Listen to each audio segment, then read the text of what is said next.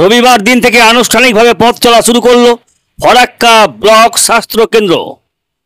এদিন চিকিৎসা পরিষেবা কেন্দ্রটি ফিতা কেটে উদ্বোধন করেন জঙ্গিপুর লোকসভা কেন্দ্রের সাংসদ খলিলুর রহমান ও ফরাক্কার বিধায়ক মনিরুল ইসলাম।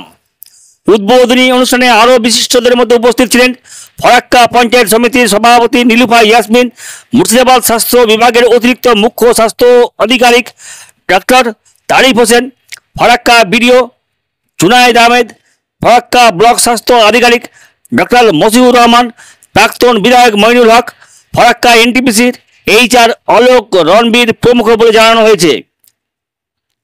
ডক্টর তারিফ হোসেন জানিয়েছেন, আগামীকাল সোমবার দিন সকাল 9টা থেকে বিকেল 4টা পর্যন্ত OPD খোলা থাকবে। ইনডোরে আপাতত 30টি বেডের ব্যবস্থা রাখা হয়েছে। আগামী 1 মাসের মধ্যেই 24 ঘন্টার জন্য স্বাস্থ্য পরিষেবা চালু হয়ে যাবে বলে আশা প্রকাশ করা হয়েছে। স্বাস্থ্য কেন্দ্রটি উদ্বোধনের পরে জঙ্গিপুরের সাংসদ খলিলুর রহমান আশ্বাস ব্যক্ত করে বলেন, আগামী 2 বছর ধরে তার সাংসদ উন্নয়ন তহবিলের টাকা থেকে এই চিকিৎসা কেন্দ্রের উন্নয়নের জন্য 25 লক্ষ করে টাকা দেওয়া হবে। দেখেন, সত্যি খুব গর্ববোধ করছি যে ফারাক্কায় ব্লক হাসপাতাল আর কি, যেটা তার শুভ আরম্ভ হলো আমাদের স্থানীয় এখানকার বিধায়ক মনিরুল ইসলামের ঐকান্তিক প্রচেষ্টা এবং আমাদের NTPC যে CSR ফান্ডের সম্পূর্ণ আর্থিক সহযোগিতার ফলে এই হাসপাতাল গড়ে উঠলো আর কি। এবং এখানকার আজকে এই মহতী অনুষ্ঠানে সর্বস্তরে আমাদের 2 প্রাক্তন বিধায়ক জেরাত আলী সাহেব, মইনুল হক সাহেব, তিনারা উপস্থিত আছেন, ভাই কাউসার আলী, আমাদের deputy CMOH, assistant CMOH, BMH সকলেই রয়েছেন আর কি, এটাকে সহযোগিতা করার লক্ষ্যে আর কি। সেই সঙ্গে NTPC কর্তৃপক্ষ রয়েছেন। আগামী দিন NTPC আরও জানিয়েছেন যে তিনারা এটা ডেভেলপমেন্টের ক্ষেত্রে তিনারা আরও আর্থিক সহযোগিতা করবেন।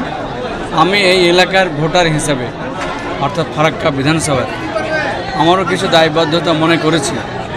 একজন সাংসদ আমি জঙ্গিপুরের, কিন্তু জঙ্গিপুর থেকে লোকসভার বাইরে আমি বছরে 25 লক্ষ টাকা আমরা করতে পারি। আমরা প্রথম বছর এবং এই বছর আমি শামসেরগঞ্জকে পুরোটা দিয়েছি। আপনারা জানেন যে শামসেরগঞ্জে আমি বেদবনাতে একটা ওয়াটার ট্রিটমেন্ট প্ল্যান্ট এবং বেশ কিছু লাইট লাগিয়ে দেওয়া হয়েছে।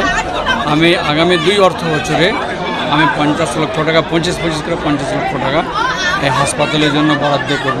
তারা যেভাবে চাইবে আমি সেটা কাজটা হবে।